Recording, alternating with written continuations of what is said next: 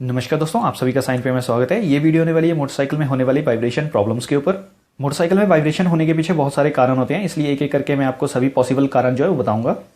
सबसे पहले बात करते हैं टायर की। अगर आपके मोटरसाइकिल के टायर में जो प्रॉपर एयर प्रेशर नहीं भरा होगा, मान लीजिए कि इसमें जो है वो रिकमेंडेड एयर प्रेशर से जो है वो काफ़ी ज़्यादा कम एयर भरी गई है, तो ऐसे में आपका जो मोटरसाइकिल का टायर है ये आपकी मोटरसाइकिल को प्रॉपरली बैलेंस नहीं कर पाएगा। और अगर इसमें जो है वो रिकमेंडेड प्रेशर से काफ़ी ज़्यादा एयर प्रेशर भरा गया है, तब भी आपकी मोटरसाइकिल का जो ये टायर है ये प्रॉपरली जो रोड के साथ है ग्रिप नहीं कर पाएगा और आपकी जो मोटरसाइकिल है वो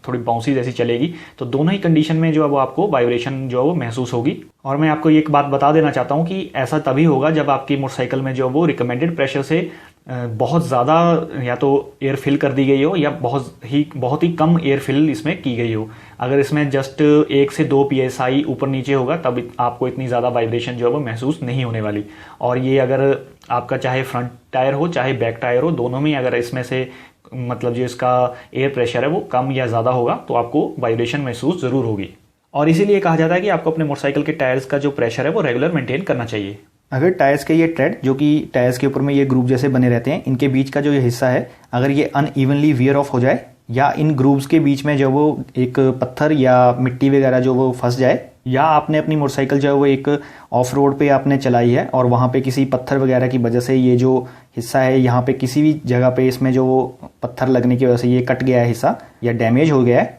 या आपकी मोटरसाइकिल का जो टायर है वो ट्यूबलेस टायर है और इसमें आपने जो वो कोई पंचर लगवाया है और पंचर वाले ने जो इसका पंचर लगाते समय इसका जो मटेरियल फिल होता है वो बाहर को रख दिया है, तो इन सभी कारणों की वजह से भी आपको जो वो जब आपकी मोटरसाइकिल चलेगी तो आपको जो वाइब्रेशन महसूस हो सकती है। तो आपको जो इन थ्रेड्स को जो अच्छी तरह से साफ़ कर लेना है। अगर इसमें कोई पत्थर वगैरह अटका है या मिट्टी अटकी है तो उसे क्लीन कर लें, और अगर इसमें जो काफ़ी ज़्यादा डैमेज हो चुका है तो बेटर है कि आप अपने टायर को जो वो रिप्लेस कर लें। अगर आपकी मोटरसाइकिल का टायर जो है वो रिम के ऊपर में प्रॉपर्ली नहीं बैठा है तब भी आपको जो है वो वाइब्रेशन प्रॉब्लम फेस करनी पड़ेगी। और इस बात का पता यहाँ से चलता है कि आपका जो टायर है वो रिम के ऊपर में प्रॉपर्ली बैठा है या नहीं। अगर आप देख पा रहे हो यहाँ पे एक लाइन जैसी बनी है, इसे बीड लाइन कहा जाता है। अगर ये बीड लाइन जो है वो इस रिम के बिल्कुल पैरेलल में है तो आपका जो टायर है वो बिल्कुल सही है। लेकिन अगर आप इसे इस तरह से रोटेट करके चेक कर रहे हो और आपको किसी जगह पे ऐसा पता चलता है कि ये जो बीड लाइन है ये अंदर की तरफ को चली गई है या ये बिल्कुल पैरेलल नहीं है, अंदर की तरफ को या बाहर की तरफ को, तो आप ये समझ जाइएगा कि आपका जो टायर है वो यहाँ से ही वाइब्रेशन प्रॉब्लम जो आपकी पूरी मोटरसाइकिल में प्रोड्यूस हो रही है। तो इसे सही करने के लिए आपको जो अपना टायर का जो हवा है वो निकालनी पड़ेगी और इसके बाद आपको इसके जो वो सही से जो इंस्टॉल करना पड़ेगा और उसके बाद इसमें जो आप दोबारा से एयर फिल कर सकते हैं। ये जो पर्टिकुलर प्रॉब्लम है ये ज़्यादातर तभी आती है जब भी आप अपने मोटरसाइकिल का जो ये टायर है ये रिप्लेस कर रहे हो, या आप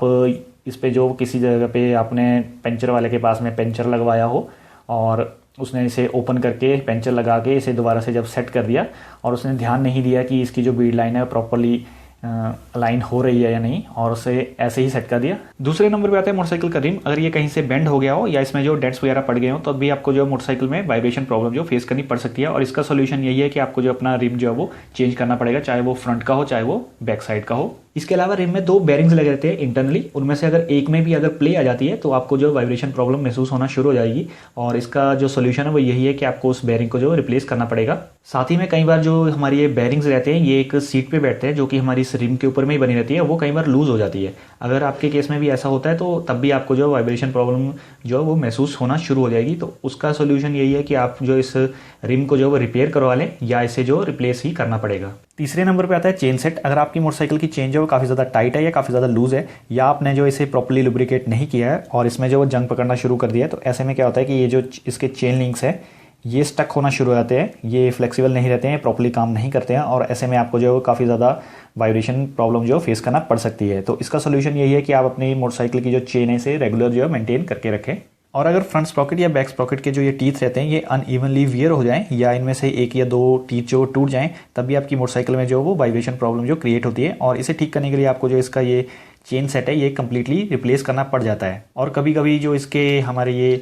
फ्रंट स्प्रॉकेट या बैक स्प्रॉकेट में जो नट बोल्ट्स लगे रहते हैं ये कई बार लूज हो जाते हैं, तो आपको इन्हें भी चेक करते रहना है, वरना यहाँ से भी जो प्रॉब्लम क्रिएट हो जाती है वाइब्रेशन की। इसके अलावा भी एक और प्रॉब्लम होती है जो कि काफ़ी रेयरली देखी जाती है। ये जो हमारा बैक स्प्रॉकेट है यहाँ पे अंदर में एक बेरिंग लगा रहता है और अगर वो उस बेरिंग में जो प्ले आ जाए तब भी आपकी जो मोटरसाइकिल है उसमें जो वाइब्रेशन प्रॉब्लम वो क्रिएट हो जाती है और उसे सही करने के लिए आपको जो इसका बेरिंग है वो रिप्लेस करना पड़ता है। चौथे नंबर पे आती है स्विंग आर्म। अगर इसमें जो बेंड पड़ जाए या इसके यहाँ पर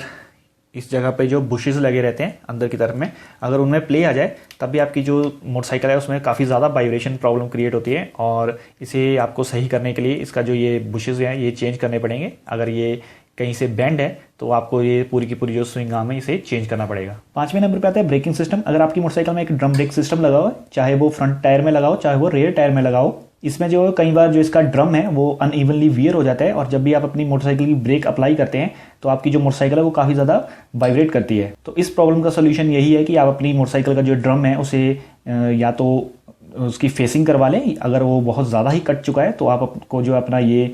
पूरा का पूरा जो रिम है वही चेंज करवाना पड़ेगा। और अगर आपकी मोटरसाइकिल में जो एक डिस्क ब्रेक लगी हुई है और इसके जो पैड्स है वो डिस्क के साथ में रगड़ के चलते हैं, या इसकी जो ये डिस्क है ये कहीं से बेंड हो चुकी है, तो ऐसे में आपकी मोटरसाइकिल जब भी चलेगी तो आपको जो वाइब्रेशन प्रॉब्लम जो फेस करनी पड़ेगी। और इसका सोल्यूशन यही है कि अगर इसकी ये डिस्क जो है ये बेंड हो चुकी है तो आपको इसे रिप्लेस कर लेना है, और अगर इसके जो पैड्स हैं वो रगड़ के चलते हैं तो ऐसे में आपको अपनी मोटरसाइकिल का जो ये कैलिपर है इसे सर्विस करना पड़ेगा, या आपको जो इसके ये गाइड पिन्स होते हैं ज़्यादातर प्रॉब्लम यहीं से होती है, आपको इनकी जो है ग्रीसिंग करनी पड़ेगी। 6वें नंबर पे आता है इंजन। और इंजन में जो दो तरह से वाइब्रेशन प्रॉब्लम जो क्रिएट होती है, एक इंटरनली और एक एक्सटर्नली। तो सबसे पहले मैं आपको ये बता देता हूँ कि एक्सटर्नली इसमें जो है वो किस तरह से वाइब्रेशन प्रॉब्लम जो है वो क्रिएट होती है। तो हमारा जो इंजन रहता है ये बॉडी की फ्रेम पे जो है वो नट और बोल्ट्स की सहायता से इस पे कसा जाता है, और साथ ही में इसमें जो कुछ एक रबर बुशेस भी लगे रहते हैं बीच में। तो अगर इसके जो ये नट बोल्ट्स है ये लूज हो जाए या इसका जो रबर बुश है वो कट जाए, डैमेज हो जाए, तो ऐसे में आपकी जब भी मोटरसाइकिल चलती है तो उस टाइम पे आपको बहुत ज़्यादा वाइब्रेशन प्रॉब्लम जो है वो फेस करनी पड़ेगी।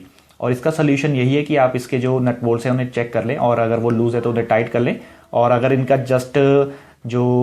रबर बुशेस है वो अगर डैमेज हैं तो उन्हें रिप्लेस कर लें। इंजन के अंदर में वाइब्रेशन प्रॉब्लम कहीं से भी क्रिएट हो सकती है, जैसे कि अगर इसकी टाइमिंग चेंज है वो काफ़ी ज़्यादा लूज हो, या इसके अंदर में जितने भी बेरिंग्स लगे हैं उनमें से किसी में भी जो प्ले आ जाए, या इसके अंदर में जो हमारे गियर्स रहते हैं वो काफ़ी ज़्यादा वियर ऑफ हो जाएं और वो जो टकरा के चल रहे हों, या इसके जो हमने फिटिंग की है, अगर मान लीजिएगा आपने रिसेंटली अपने इंजन का जो काम करवाया और इसकी जो फिटिंग है वो गलत किसी ने कर दी है, या इसकी जो क्रैंक शाफ्ट है वो बेंड हो गई है या इम्बैलेंस हो गई है, या जो कनेक्टिंग रॉड है उसमें भी प्ले आ गई है, और प्ले आने की वजह से जो हमारा पिस्टन है वो सिलेंडर्स के साथ में जो रगड़ के चल रहा है, तो ऐसे में हमारी जो इंजन के अंदर में से जो है वो वाइब्रेशन प्रॉब्लम्स जो क्रिएट होना शुरू हो जाती हैं। और इसके अलावा भी एक प्रॉब्लम जो आती है, जैसे कि आप यहाँ पे देख रहे होंगे इस पर्टिकुलर मोटरसाइकिल में, यहाँ पर एक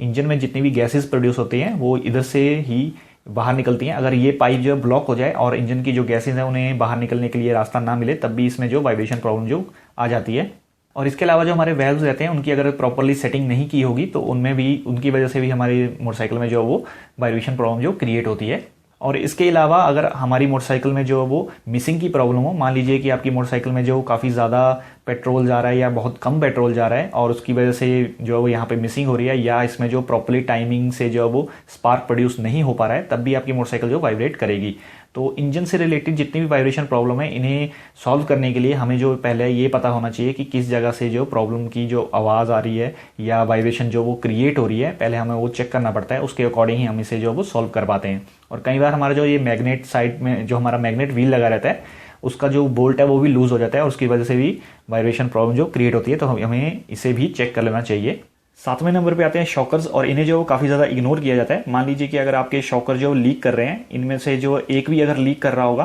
तब तो बहुत ज़्यादा वाइब्रेशन होती है, क्योंकि एक जो प्रॉपर काम कर रहा है और दूसरा प्रॉपरली काम नहीं कर रहा होगा, और ऐसे में आपकी मोटरसाइकिल जो प्रॉपर शॉक जो वो अब्जॉर्व नहीं कर पाएगी और आपको जो वाइब्रेशन प्रॉब्लम जो वो क्रिएट काफ़ी ज़्यादा कर देगी। तो इसका सोल्यूशन यही है कि आपकी मोटरसाइकिल में अगर शॉकर जो है वो लीक कर रहा है तो इसे जल्दी से जल्दी जो वो आप रिपेयर करवा लें। और अगर आपकी मोटरसाइकिल में बैक साइड पे जो एडजस्टेबल शॉकर्स लगे हुए हैं तो ध्यान रखें कि आप जब भी इन्हें सेट कर रहे हो तो इनकी जो सेटिंग है वो दोनों तरफ से बराबर हो। जैसे यहाँ पर एक ये खांचा बना हुआ है सेटिंग का, इसके आगे यहाँ पे खांचा बना है, तो अगर आपने इस तरफ में भी इस जगह पे रखा है तो दूसरी तरफ में भी यही सेटिंग होनी चाहिए, नहीं तो इसकी वजह से भी जो है वो वाइब्रेशन प्रॉब्लम जो क्रिएट होती है। और आखिर में मोटरसाइकिल का हैंडल, जहाँ से वाइब्रेशन प्रॉब्लम की जो सबसे ज़्यादा शिकायत आती है। तो अभी तक मैंने आपको जितनी भी प्रॉब्लम बताई टायर से रिलेटेड, शॉकर से रिलेटेड, और भी कोई प्रॉब्लम हो वहाँ पर अगर कोई भी दिक्कत होगी तो वाइब्रेशन जो वो आपको हैंडल तक महसूस होती है। लेकिन हैंडल में भी कुछ एक प्रॉब्लम्स क्रिएट हो जाती हैं जिसकी वजह से आपको वाइब्रेशन हैंडल में ही बहुत ज़्यादा देखने को मिलेगी। जैसे कि इसमें यहाँ पर बेरिंग्स लगे रहते हैं, अगर वो बेरिंग जो वो ख़राब हो जाए या कट जाए या उन्हें प्ले बहुत ज़्यादा आ जाए, या इसकी जो यहाँ पर कैंची रहती है वो प्रॉपरली टाइट ना हो, या इसमें जो ये आप देख रहे हैं बोल्ट्स वगैरह हैं, नट वगैरह हैं, ये लूज़ हो जाएं, तब भी आपको यहाँ पे जो है वाइब्रेशन महसूस होगी। साथ ही में कई मोटरसाइकिल्स में यहाँ पर अगर आप देख रहे होंगे ये एंड वेट्स दिए रहते हैं। अगर आपकी मोटरसाइकिल में ये एंड वेट जो है वो गायब हों या आपने इसकी जगह पे कोई अलग से चीज़ लगा ली हो, प्लास्टिक के हैंडल्स लगा लिए हों जिसमें लाइट्स वगैरह लगी रहती हैं तो शो के लिए, तो भी आपकी मोटरसाइकिल जो वो काफ़ी ज़्यादा वाइब्रेट करेगी। और इसके अलावा अगर आपकी मोटरसाइकिल की फ्रेम जो कहीं से बेंड हो जाए या इसके जो नट एंड बोल्ट्स हैं वो लूज़ हो जाए, तब भी आपकी मोटरसाइकिल में जो वाइब्रेशन प्रॉब्लम क्रिएट होगी। अगर आपको ये वीडियो अच्छी लगी तो इसे लाइक करना बिल्कुल मत भूलिएगा और ऐसे ही आगे आने वाली वीडियोस देखने के लिए मेरे चैनल को सब्सक्राइब भी कर लीजिएगा। वीडियो देखने के लिए धन्यवाद।